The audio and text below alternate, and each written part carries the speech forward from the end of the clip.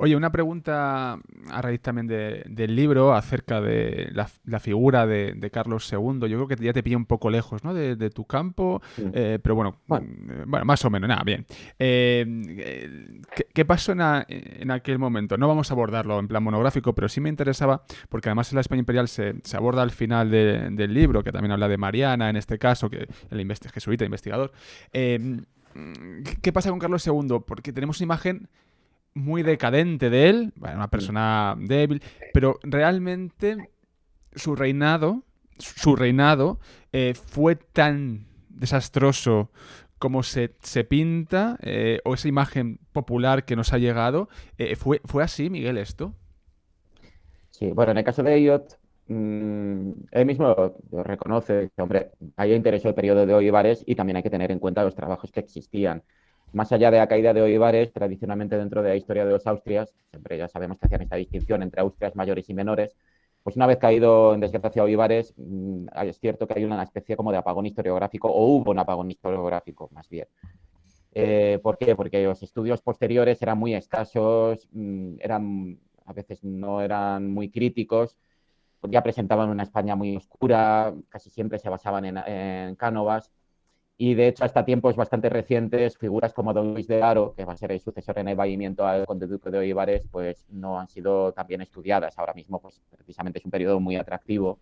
Estoy pensando en los trabajos de Rafael Valladares, por ejemplo, que han tratado precisamente este periodo y ahora pues, un terreno muy, para un historiador es muy atractivo. Y después vendría Carlos II.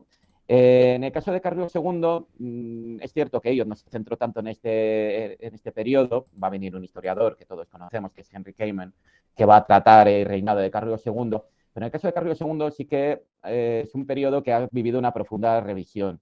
Había una obra que era la de Duque de Maura sobre Carlos II, que es una obra política, es una obra de principios del siglo XX, es una obra, quiero decir, política que se centra en el aspecto político, que es muy completa, pero deja de lado otras cuestiones, se centra en la corte de Carlos II y deja de lado otras cuestiones como pueden ser más propias de este periodo, como puede ser la sociedad y sobre todo la economía. Por otra parte, y como bien dices, se nos había transmitido esa idea de Carlos II como un periodo oscuro.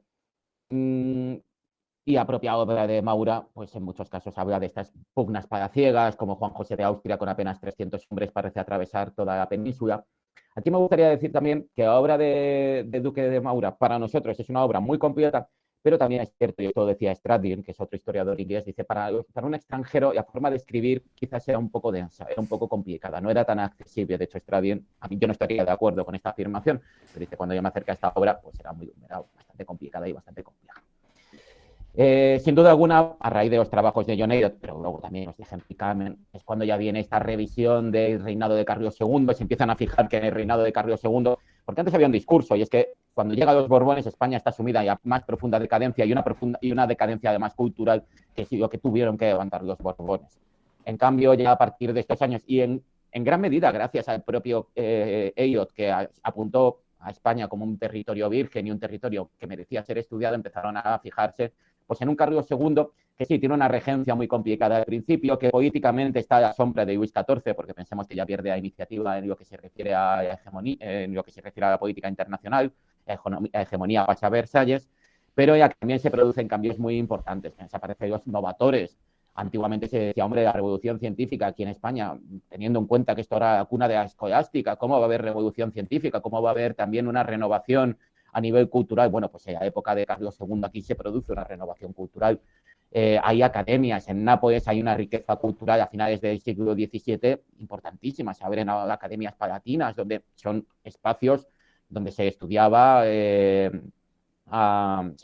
los grandes avances que ya rechazaban la tradición de la escolástica y estaban hablando pues, de los avances a nivel científico basándose muchas veces en las matemáticas, en la experimentación, un poco lo que estaba ocurriendo como en el norte de Europa. Y en este sentido, quizás John Elliot no se centró tanto en este periodo y interesaba un periodo anterior, pero sí que abrió un camino a otros historiadores para hacer una auténtica renovación de la visión que se tenía de este periodo.